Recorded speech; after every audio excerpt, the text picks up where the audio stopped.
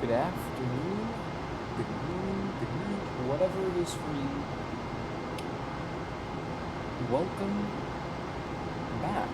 And in this video, we're going to demonstrate how to perform an automatic state vector update.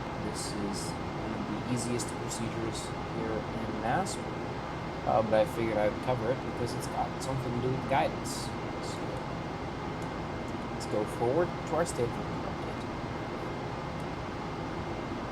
Apollo 7, you have a go for 2-1, and guidance would like to send you an update. Stand by. Okay, guidance is going to send us an update, so when we get to the perform state And vector 7, update, go poo and accept, and we'll give you that state vector update. we'll get thread started, thread completed, ready for uplink, and we'll go poo and accept. So poo is very simply verb 37, enter, 00, enter.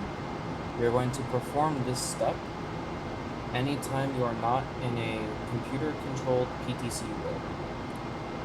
And now we'll go uplink telemetry accept, and we'll say, hey, we're who and accept, and the computer is yours. Tab 2, ready for uplink. And the uplink will begin. You can see as they're keying in data to the addresses, this number will count up, assigning to each register that the uplink is using. This is all happening automatically. At some point later on, I'll demonstrate how to do this manually, but for now, you're just going to sit and watch until the uplink is complete. When they hit verb 33, enter, the disk queue goes blank and uplink complete. We take uplink telemetry to block, verb 37, enter, 00, enter. And that's all. Thank you for watching.